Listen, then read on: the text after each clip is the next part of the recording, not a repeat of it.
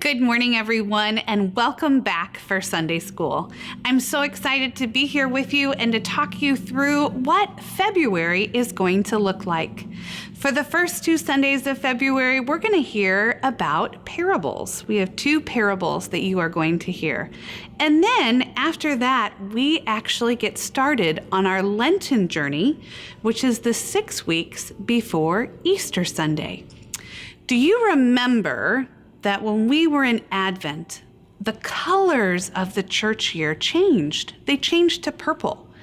And purple represents waiting and preparing. So just like we did in Advent, our color for Lent is also purple.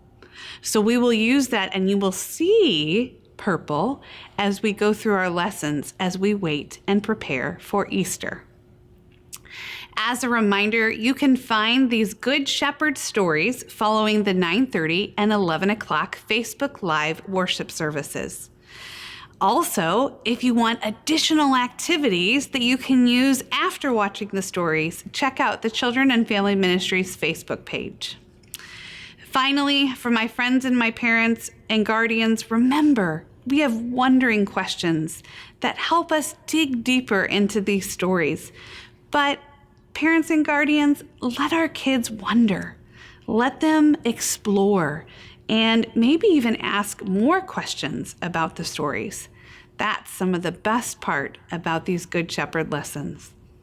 I hope you have a wonderful week. Enjoy the story, and I'll see you soon. Goodbye.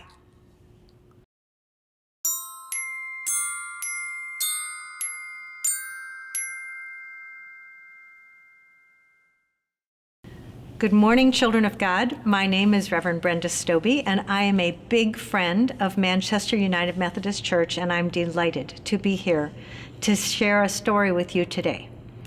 We are starting a new church season.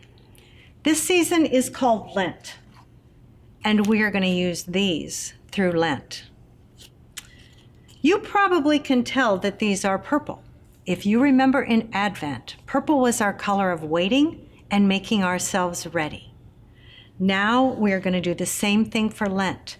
Only in Advent, we waited for 4 weeks to get to the holy season of Christmas. In Lent, we're going to wait for 6 weeks. So each week, one of these cards will help us remember the story that we are talking about. And then every week, we'll go back and we'll look at the ones that we've already told and see if we can remember all of the stories as we wait for 1, 2, 3, 4, 5, 6 weeks for the holy season of Easter. If you will make silence with me, children of God, I will begin our very first story of Lent.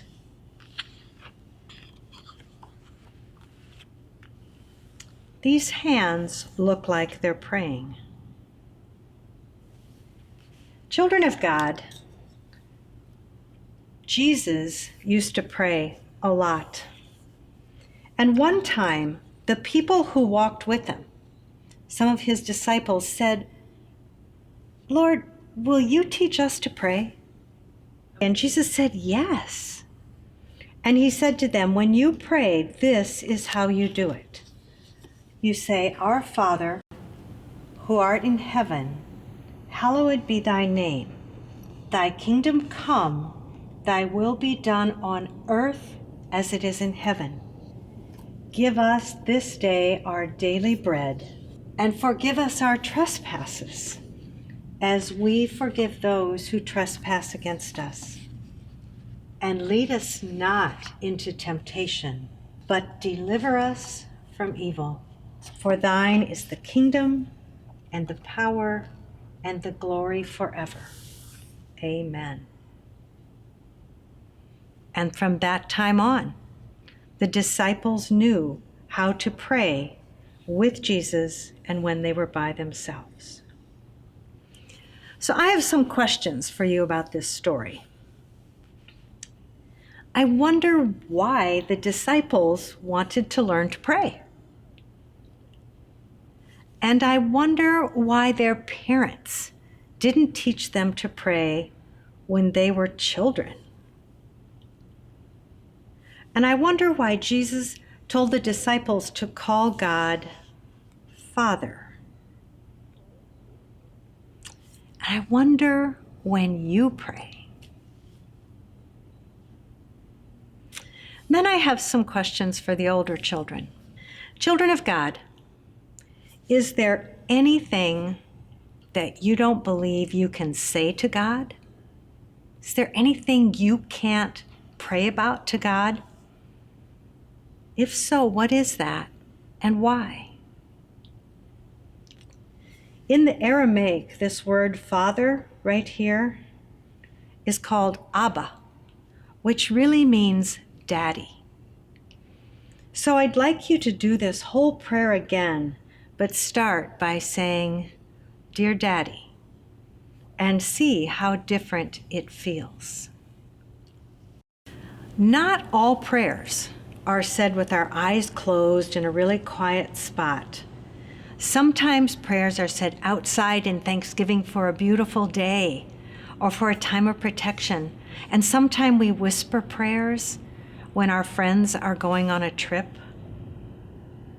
I wonder when your favorite times are to pray, and what are the places that you pray. Do you believe, children of God, that when you pray, your prayers can change God's, to influence how God changes things in the world or doesn't change things in the world? For instance, if a whole bunch of believers are praying that a sick person is healed, do you think those prayers can change the fact that that person is sick?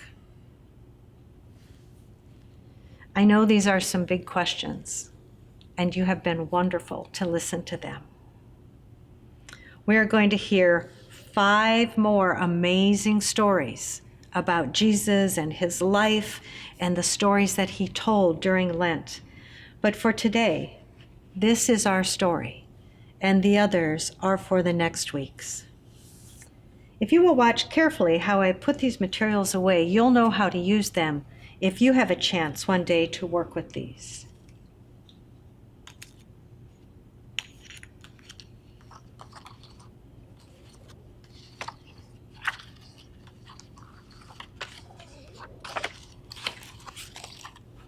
And no, I'm not going to turn them over so you can see them.